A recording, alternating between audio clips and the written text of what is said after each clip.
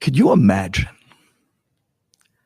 Somebody bends over and whispers into your ear the greatest secret of all history. How intently would you listen? How would you hang on those words? How would you ask him to repeat that again and again just to make sure that you got every single detail? One of the greatest rabbis of his generation, the great Rabbi Akiva, Rabban Shel Yisrael, someone who was so great that none other than Moshe Rabbeinu asked God, why did you give the Torah through me? You should have given it through him. The great Rabbi Akiva announces to his generation, I'm going to let you in on one of the greatest secrets of history. I'm going to tell you who is Mashiach. And it's at that moment that you kind of can picture that everybody of the generation kind of leaned in a little closer and said, yeah, Rabbi, tell us. We've been waiting so long. Who is it? Who is that masked man anyways? And Rabbi Akiva announces, Klal Yisrael. You see this man Bar Kochba? He is Mashiach. And the people couldn't believe it. And they watched the greatest rabbi of the generation, Rabbi Akiva, carry the towel of Bar Kochba to the mikveh, to the wash house, day after day. But what do you mean? He's the greatest rabbi. Yes, but he's Melech HaMashiach. And to a king, you service. Wow, Rabbi Akiva really believes it. This guy Bar Kochba is Mashiach. Well, guys, the Gemara tells us that over time, things went wrong. And Bar Kochba did not start the redemption. He ends up dying, and Mashiach does not come. And the question is obvious. Rabbi Akiva was wrong? This is Rabbi Akiva. Rabban Shel Yisrael. You might not know this. All the Torah that we have today is from Rabbi Akiva when he started over with 5 students. Could you imagine? The greatest rabbi from the greatest that ever lived. And he told you somebody was Mashiach, and the redemption did not come. What went wrong? Was he wrong? Ladies and gentlemen, open your hearts. Rabbi Akiva was not wrong. This man that he pointed out, Bar Kochba, was the bona fide Mashiach of his generation. But Rabbi Akiva had 24,000 students. Shelo nahagu kavod ze laze. And because he had these wonderful, great men, don't get me wrong, they were Tanaim. But for some reason, somehow, on their incredible level, they were lacking showing respect to others in some way. In a generation that's lo nahagu kavod ze laze, generation that people aren't respecting other Jews, the redemption cannot come. You see, the second Bet HaMikdash was destroyed because people did not have respect for others. Sinat Chinam was rampant. If you want to be able to fix the reason why we got into the Galut, you got to go back to the root reason of what destroyed it in the first place. Now, if the second Bet HaMikdash was destroyed because people didn't have respect for each other, how in the world can you build a third Bet HaMikdash in a generation that people are still lo nahagu kavod ze laze? And that is why when these 24,000 students started dying out over the 30 some odd days, it became a time of avelut for generations to come. You know what the avelut was about? It wasn't about the death of the students. It was about the fact that we had an opportunity to bring a redemption and build a third Bet HaMikdash, and we destroyed that too. Echa. There is no difference between the avelut of the 9 days and the avelut of Sfirat HaOmer of the first 33 days. They're both about the destruction of God's house. The 3 weeks, 9 days, the first 2 bayit were destroyed.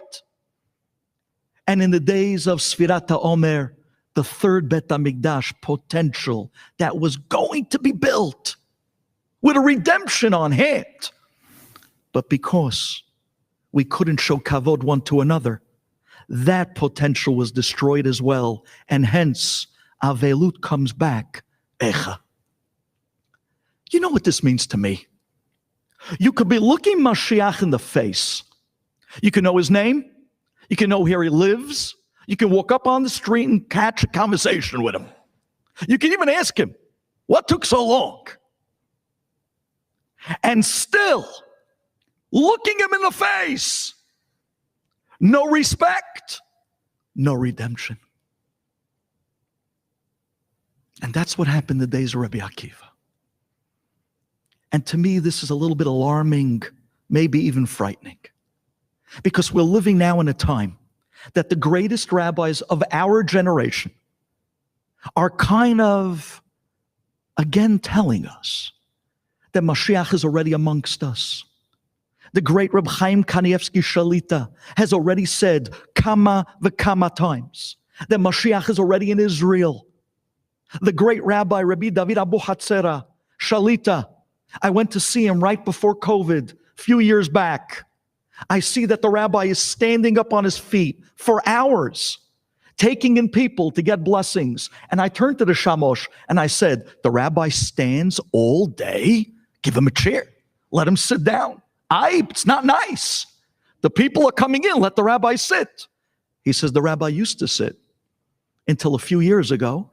One night, Rabbi David Abu Hatzera had a dream. His grandfather, the Baba Sali, came to him. And he said to his grandson, Mashiach came to visit you today and to take your blessing, and you sat in front of a king?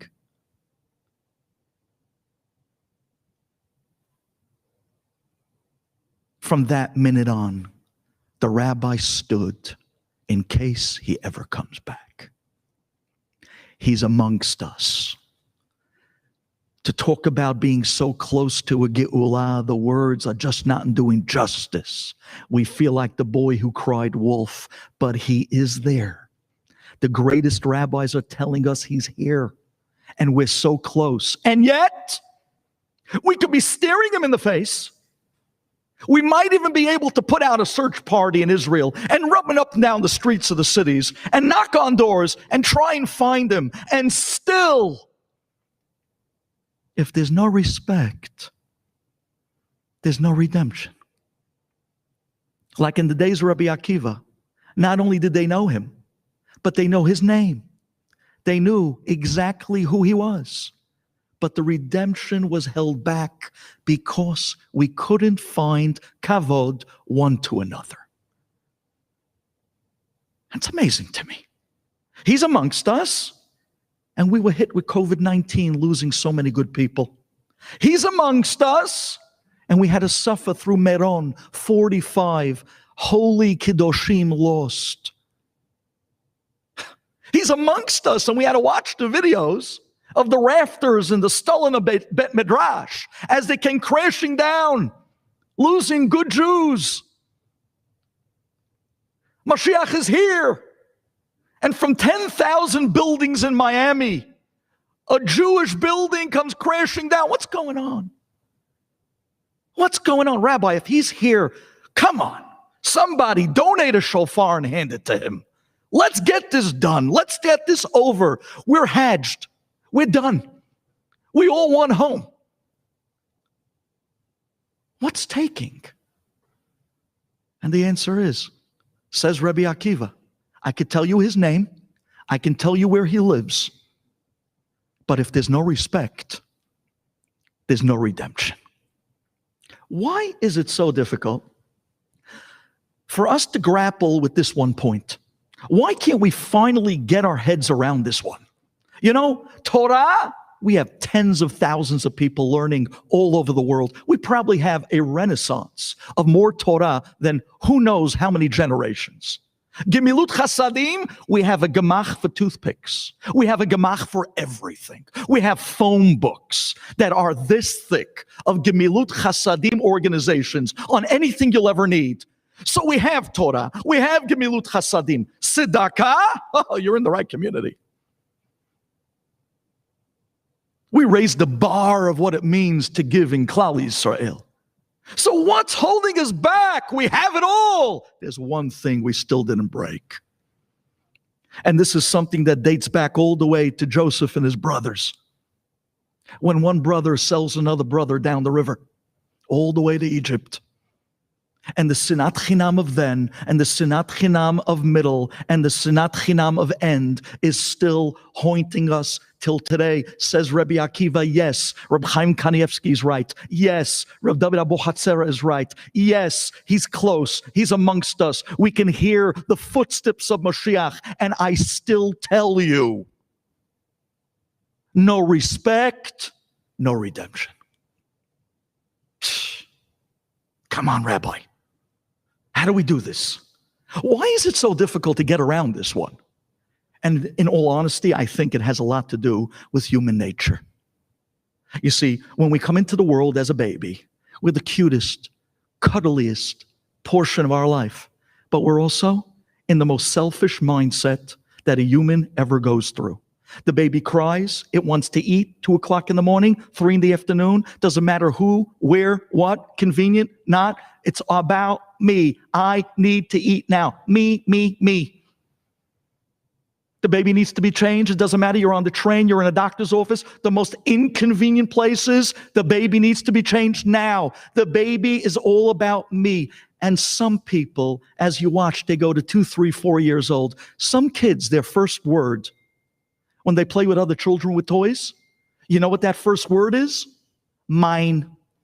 Mine. How many times you tell your kid, no, honey, you got to share that toy with your friends. No, mommy, mine.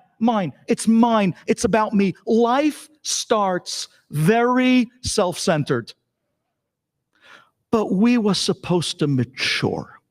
We were supposed to grow. And as life goes on, we were supposed to learn that life is not about me. But life was really meant to live for others.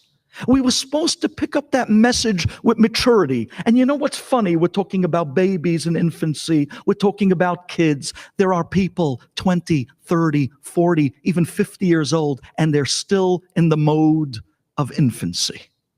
They still are living with the mindset that life is all about me. And that focus on me brings to such a selfishness. That focus on me brings to jealousy, because if you have it and I don't, what about me? And that focus can bring, God forbid, to hatred, because, wait 1 second, you don't know who me is? Excuse my grammar? You don't appreciate the me? You mean you come before me? I can't stand you. Baseless hatred. The focus on me brings selfishness. The focus on me brings hatred. The focus on it's all about me brings such jealousy when it's not about me. If we could just drop the focus on me and start living with the focus on we, suddenly there goes the jealousy. Because I'm investing and doing and living for you, I only see your good. Because when I'm putting so much into you, the more you give, the more you love. And we start loving people, and we start building people, and we start living for people. And we start feeling purpose and fulfillment in life, because suddenly life is delicious. It's happiness. It's enjoyment. Because we realize it's not about me. Hashem is waiting for us to get this message. Hashem is not going to redeem individuals. He's waiting to redeem a nation. And the only time we are a nation is when we find the glue that brings our souls together, living together for each other. Do you know that we come from great people? Any book that you've ever read in your life, Art Scroll and the such, of great people in the Jewish nation, whether it have been rabbis, whether it have been askanim, people that did for the community. But the common denominator of all the great people we know about was that life was never about them. Life was always about everyone else. And that is the common denominator of being an incredible person. And I'm going to let you in on a secret. Even when you are living for other people and you're doing for other people, and you find many times that the person you're living for and you're helping and building, and they don't appreciate what you're doing, and it still makes no difference. It doesn't change the fact that you became an incredible person. And this is where the Geulah is found. It's not the name of Mashiach, and it's not the address. It's the master key to the redemption. Ladies and gentlemen, did you hear about a rabbi? Recently we lost him. His name was Chacham Alber Hamra. He was the chief rabbi of Damascus. He frequented the Syrian community back in Brooklyn. He came around all the time. I want to tell you very quickly, back in Damascus, in the day when he was a young rabbi then, 2 o'clock in the morning, 1974. This was the middle of the Yom Kippur War. At 2 o'clock in the morning, there was a bang on the rabbi's door. It was a man by the name of Mr. Totah. He was one of the community activists. He's banging on the rabbi's door. Rabbi, come out quick. The rabbi jumps out of bed, puts on clothing, and he says, what's going on? What's so serious in the middle of the night?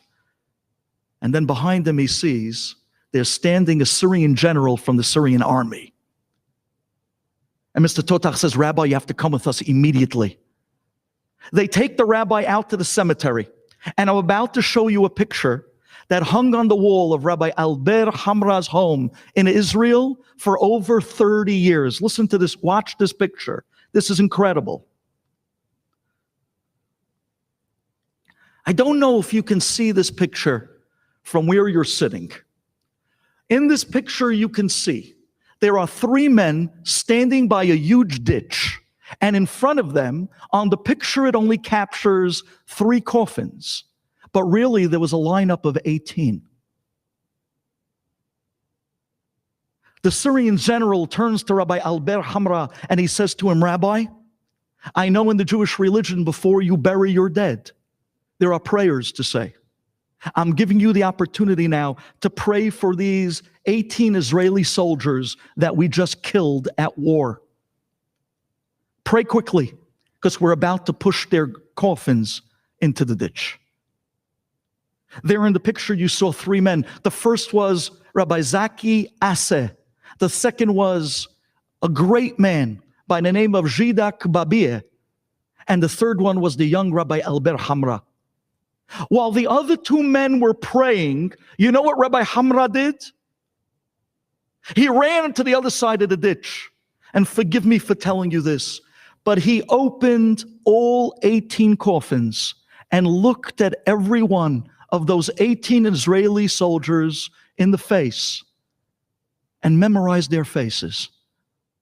So that one day, he said, if I can make it back to Israel, I could stand and testify on their wives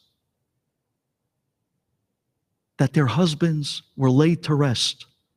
Their wives will not be agonot. Their wives will be able to remarry. The mothers of these boys, these soldiers, will be able to put their head on the pillow at night, knowing with closure what happened to their sons and where they're at. I don't want these boys to be MIA. So look at the quick thinking of a rabbi who took a responsibility to live for his community, to live for others, while everybody else was saying prayers. With the quick thinking, he looks at the faces of these 18 soldiers. He memorizes them.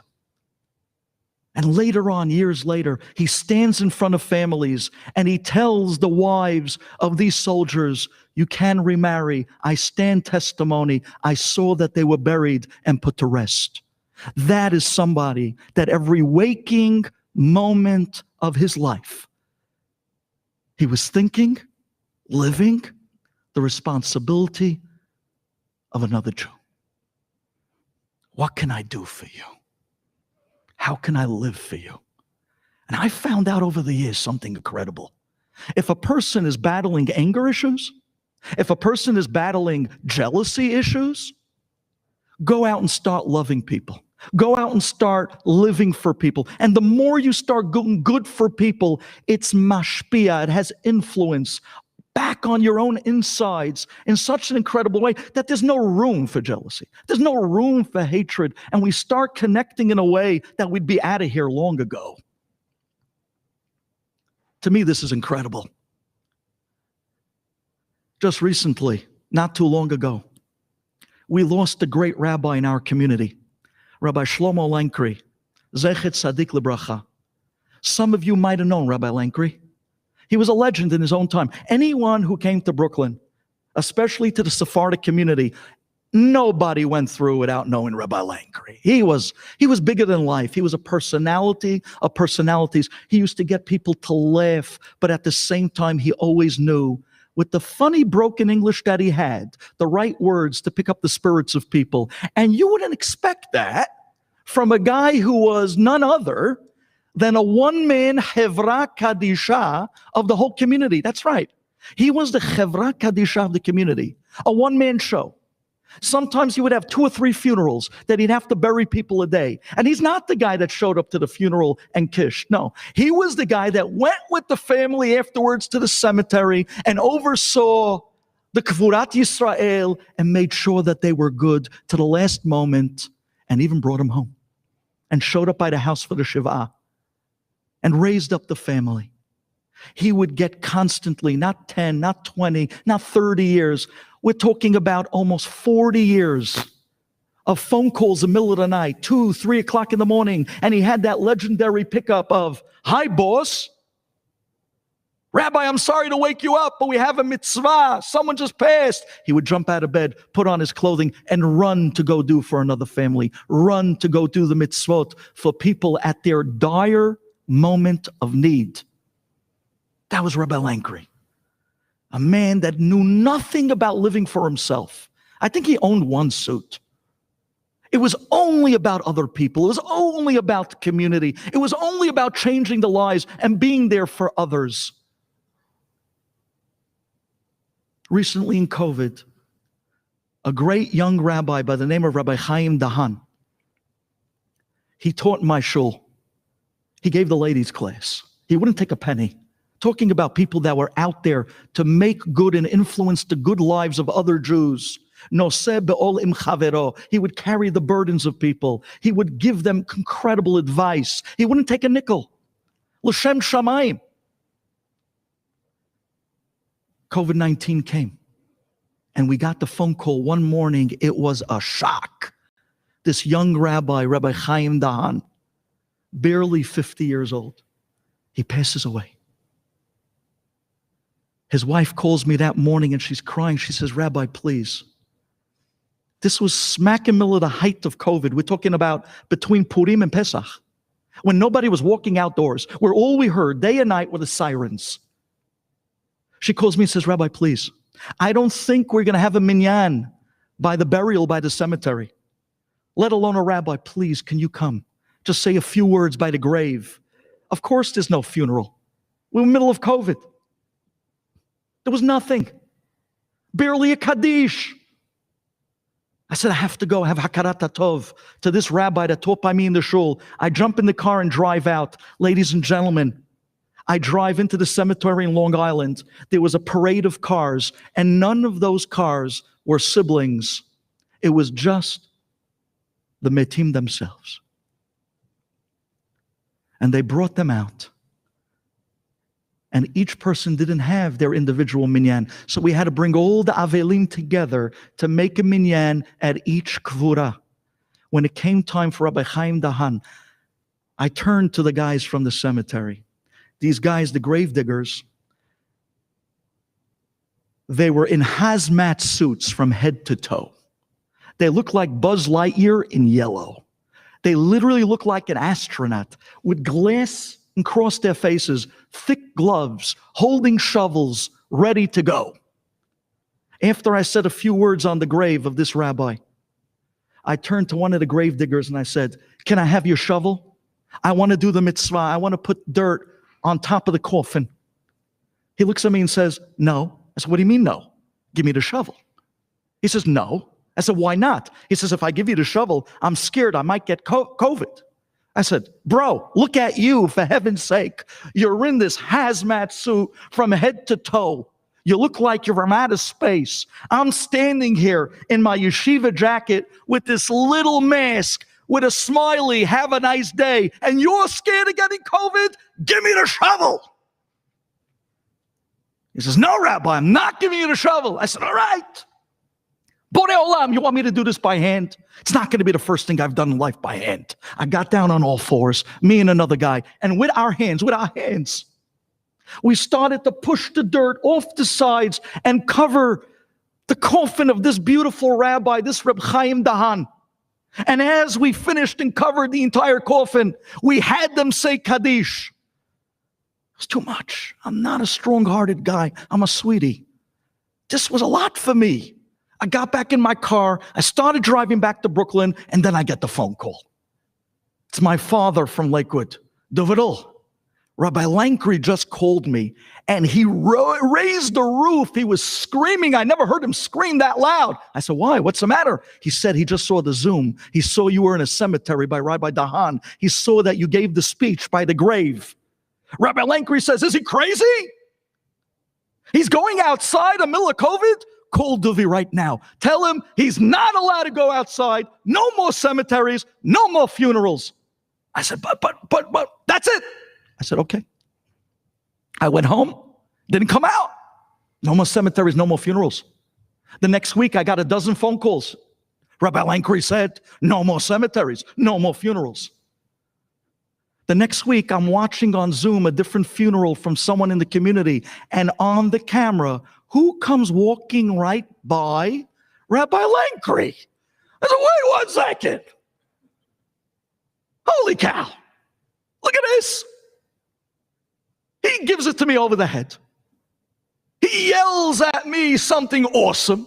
My poor father had to take the beating for his son, which is not the first time a father takes beatings for his son. And he himself is walking around the cemetery at a different funeral. What's going on? What happened to COVID-19? And he's much older. He's more susceptible. I said, that's it. The next day, I drive out to Rabbi Lankri's house upstairs from the shul. I come walking upstairs, and this time I don't even knock on the door. I push the door open. Where's the rabbi? The Rebbitzin said he's in the back on the porch. I walk outside. Rabbi Lankri, he sees me. You stupid. I said, you went to a cemetery, COVID-19. What are you thinking? It's dangerous. I said, Rabbi, that's why I'm here. I saw you on Zoom yesterday. You were by the cemetery yourself, by a funeral. He says, yeah, so? I said, what do you mean so? You can be there, COVID-19 with all the danger, and not me? And you know what he answers me? He says, you stupid. The Malach HaMavet is scared of me. But you're a dead man. That's what he tells me. And I'm thinking to myself, what does that mean? Rabbi Lankri sometimes was the type of guy that you can't really ask, what does that mean? But he said the Malach HaMavet was scared of him. But you got to be careful. I didn't understand what that meant until 2 weeks ago, Shabbat. Rabbi Lankri, for the first time in months, gets dressed on Shabbat, comes downstairs. He gives the dirasha in shul. He prays with them shachrit. He gives the dirasha after kiddush. He comes back downstairs and gives the class before mincha, prays mincha, gives the class by Sudat Shalishit. They're looking at him like, wow, what happened to the rabbi? It's the old Rabbi Lankri. He's in full bloom. We haven't seen him in months. He comes down. He's giving classes. He looks great. He's eating. After Shabbat, he goes upstairs, makes Havdalah. He has Seudat Revi'it Melava Malka. He says goodnight to his wife, goodnight to his kids, goes to bed, and lays down to go to sleep for good. And Hashem took him so peacefully. We call that nishika. And then the words ring in my head. The Malach HaMavet cannot touch me, because I spent my life living for others in the area of chesed, of burial, and in that area, I'm untouchable. And here's the chidush. This is something I heard from the great Reb Chaim Kanievsky. In an area that you help and live for other people, you have a special protection in that area. If you know somebody, God forbid, is sick and you help them out with their sickness, you're protected from Shamayim, from that sickness, because you live for someone else. You help someone else in that area, and you become then untouchable in that area. Could you imagine if we would start living for people? Not only the life would be happy and fulfilled, not only would the jealousy and the hatred finally be erased, but we'd become no longer individuals. We'd become a people. And it's that moment that the name of Mashiach and the identity is not as important as a nation that's ready for redemption. Thank you for listening.